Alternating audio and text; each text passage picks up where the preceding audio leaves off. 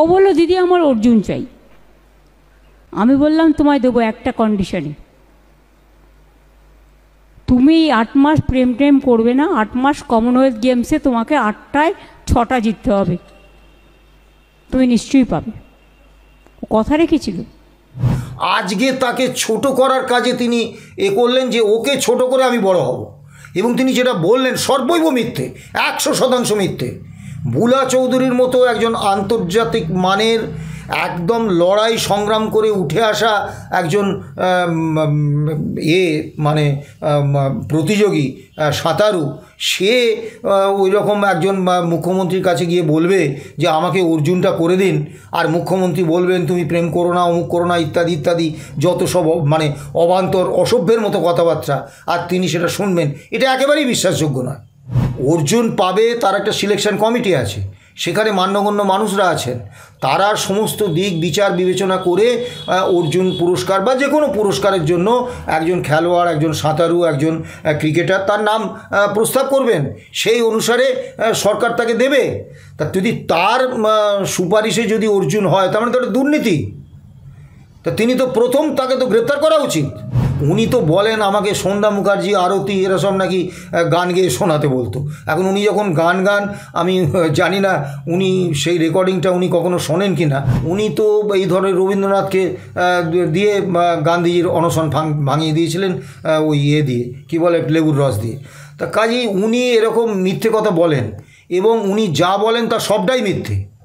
একজন আন্তর্জাতিক খ্যাতিসম্পন্ন সাঁতারু, যিনি ভারতবর্ষকে অনেক আন্তর্জাতিক স্তরের সম্মান এনে দিয়েছেন, তার সম্পর্কে ওনার বলার যোগ্যতা আছে কি না এইটা নিয়ে আমার খুব সন্দেহ আছে।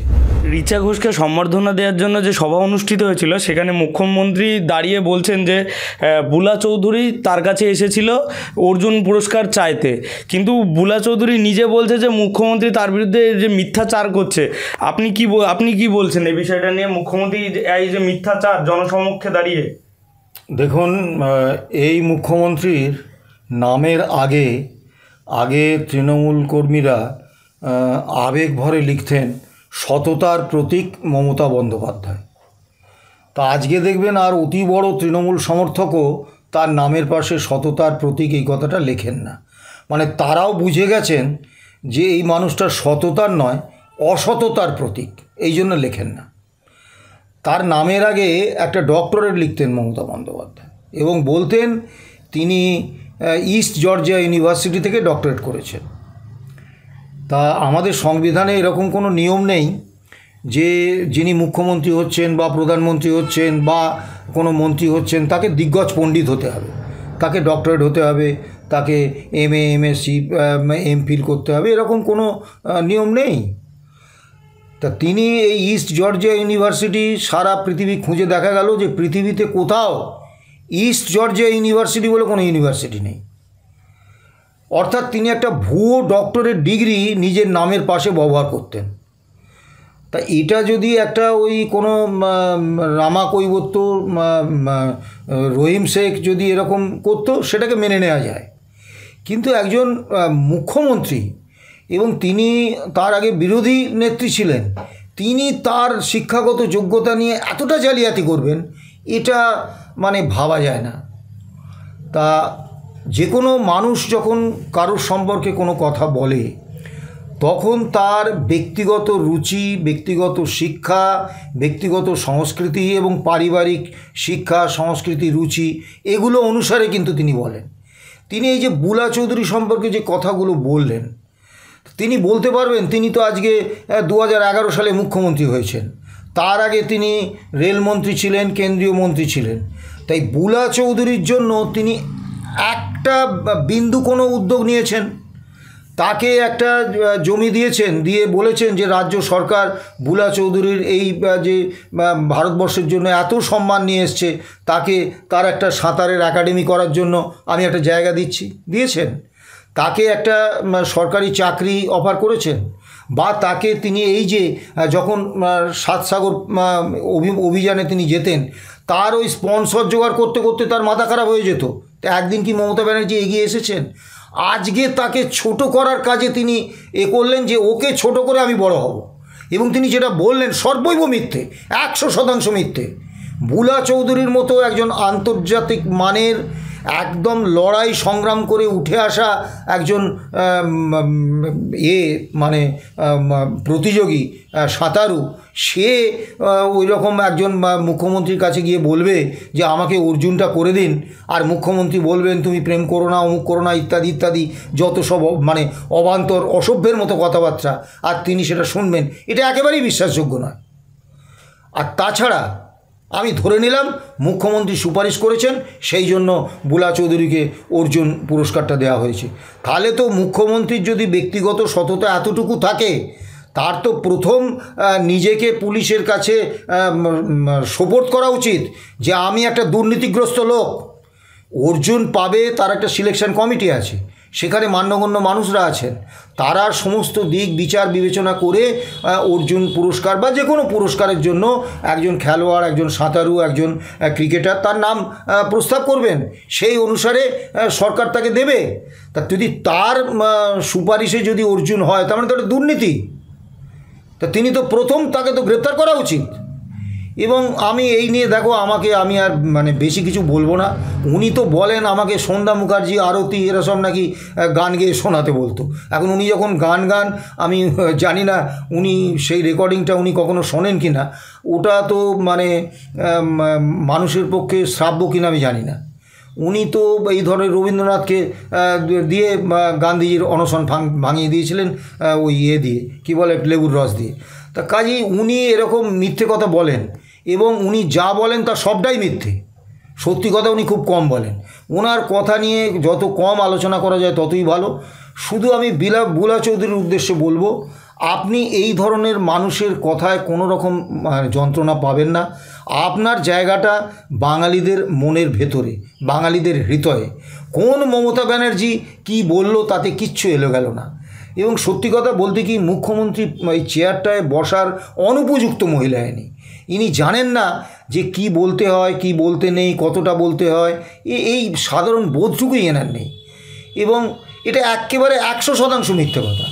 কারণ অর্জুন পুরস্কার ওই কে একজন সুপারিশ করে দিল আর অর্জুন দিয়ে দিল, এই ব্যাপারটা এইরকম বলে আমার মনে হয় না। বুলা চৌধুরী অর্জুন পেয়েছেন তার নিজের যোগ্যতায় পেয়েছেন, এবং সেই যোগ্যতা মমতা ব্যানার্জি তার চতুর্দশ পূর্বপুরুষ বা পরবর্তী চতুর্দশ পুরুষ পাবেন না। ওনাদের তো পরিবারের এই যোগ্যতা ওই তো এতে গণশক্তি পত্রিকায় পরপর 3 দিন বেরিয়েছিল। ওই মুখ্যমন্ত্রী হওয়ার পরে ওই কালীঘাটের 35টা প্লট উনি ব্যানার্জি পরিবারের নামে করে নিয়েছেন, তার কোনো প্রতিবাদ আজ পর্যন্ত করতে পারেননি।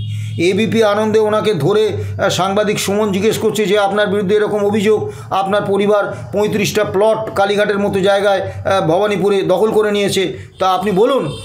উনি প্রথম এড়িয়ে যাচ্ছিলেন, তারপর বললেন ও সব ফেকের বিরুদ্ধে কত লড়ব। আরে আপনার বিরুদ্ধে এরকম ভয়ঙ্কর অভিযোগ, তার মধ্যে যদি সত্যতা না থাকে আপনি প্রতিবাদ করবেন না, আপনি গণশক্তির বিরুদ্ধে মামলা করবেন না। কাজেই ওনার সম্পর্কে যত কম বলা যায় তত ভালো। উনি এই ধরনের কথাবার্তা বলেন। বুলা চৌধুরী অর্জুন পেয়েছেন, তার যোগ্যতাতেই পেয়েছেন, তার মানে এটা প্রাপ্য ছিল। এবং যে মানিগুণী মানুষরা এই অর্জুন পুরস্কার দেওয়ার কমিটিতে ছিলেন, তারা সব দিক খতিয়ে দেখে তার দিয়েছেন। এতে মমতা ব্যানার্জির কোনো ভূমিকা নেই, ভূমিকা থাকা সম্ভব নয়। এবং আমার তো খুব সন্দেহ আছে যে আমি আমার শরণাতীত কালের মধ্যে মনে করতে পারছি না যে বুলা চৌধুরী মুখ্যমন্ত্রী মমতা বন্দ্যোপাধ্যায়ের সঙ্গে দেখা করেছেন, এইরকম কিন্তু আমার মনে পড়ছে না। কাজেই এইরকমও হতে পারে যে মুখ্যমন্ত্রী মমতা বন্দ্যোপাধ্যায়ের সঙ্গে বুলা চৌধুরীর হয়তো কখনো দেখাই হয়নি, এটাও হতে পারে। এটা বুলা চৌধুরী বলতে পারবেন। এটাও হতে পারে যে হয়তো ওনার সঙ্গে কোনো দিন দেখাই হয়নি। এটা মুখ্যমন্ত্রী সর্বৈব মিথ্যা বলেছেন, এবং একজন বাঙালি হিসেবে আমি তাকে ধিক্কার জানাচ্ছি। স্যার বলছি, একজন খেলোয়াড় যে নিজের খেলাটাকে নিজের গোটা জীবন সমর্পণ করেছে, তার বিরুদ্ধে এমন মিথ্যাচার একজন মুখ্যমন্ত্রী কীভাবে করতে পারেন উনি? দেখুন, উনি দুটো ছবি এঁকেছিলেন। তা একটা ছবি 1,92,00,000 টাকায় কিনেছিলেন সুদীপ্ত সেন, সারদা কর্তা। আর একটা ছবি 1,84,00,000 টাকায় কিনেছিলেন গৌতম কুণ্ডু, রোজ ভ্যালি চিটফান্ডের মালিক। তা স্বাভাবিকভাবে মুখ্যমন্ত্রী এত উঁচু দরের শিল্প যে তার আঁকা ছবি 1,92,00,000 টাকা, 1,82,84 লক্ষ টাকায় বিক্রি হচ্ছে। এখন আপনারা যদি বলেন যে সুদীপ্ত সেন, গৌতম কুণ্ডুর মতো প্রতারক চিটিংবাজরা শিল্পবোদ্ধা হতে পারবে না, আমার তাতে কিছু বলার নেই, হতেই পারেন। আর হয়তো মাননীয় সত্যিই খুব উঁচু দরের শিল্প, হ্যাঁ, তা খুব বৃহৎ শিল্প। তা যাই হোক, কিন্তু মজার ব্যাপার হচ্ছে ওই গৌতম কুণ্ডু আর সুদীপ্ত সেন জেলে যাওয়ার পর থেকে ওনারা ছবি বিক্রির কোনো তথ্য পাওয়া যাচ্ছে না। অর্থাৎ মুখ্যমন্ত্রীর চেয়ারটাকে ব্যবহার করে এটা যে একটা তোলাবাজি, এই অভিযোগটা বিজেপি করেছিল। এখন এটা কিন্তু বিশ্বাসযোগ্য অভিযোগ, এটা একেবারে উড়িয়ে দেওয়া যায় না।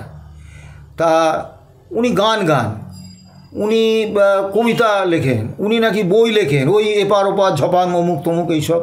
তা সেসব কে পড়ে আমি জানি না।